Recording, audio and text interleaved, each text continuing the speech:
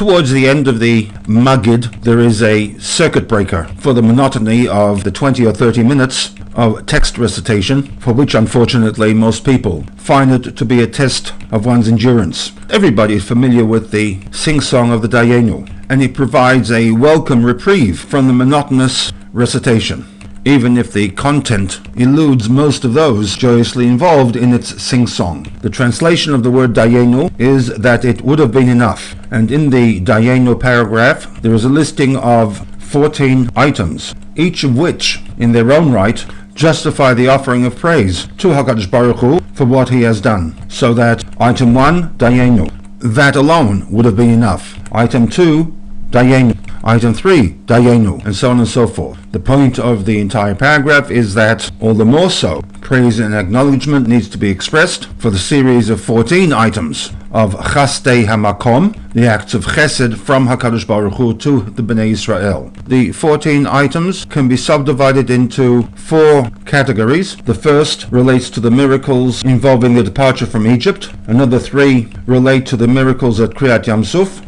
Another 2 during the 40 years that the Bnei Israel spent in the Midbar in terms of food, water, clothing and shelter. And 2 more relate to Matan Torah. All 14 could be considered acts of Chesed from God to the Bnei Israel. As such, the Rebbe questions the position of Rashi regarding his interpretation and understanding of the content of the declaration, in which the person bringing the Bikurim recounts the acts of Chesed from God to the Bnei Israel, and yet only 2 of the many acts of Chesed are to be mentioned. 1, God's intervention on behalf of Yaakov Avinu, and 2, on behalf of the Bnei Israel. Why is it, asks the Rebbe, that in this declaration we ignore other acts of Chesed, such as those involving Kriyat Yamsuf, certainly the acts of Chesed involving the miracles during the 40 years of the Midbar, in terms of food, clothing and shelter, and if we are going to mention salvation from an enemy, why limit the list to Mitzrayim? There was a battle with Amalek, SICHAH and Og, and the undocumented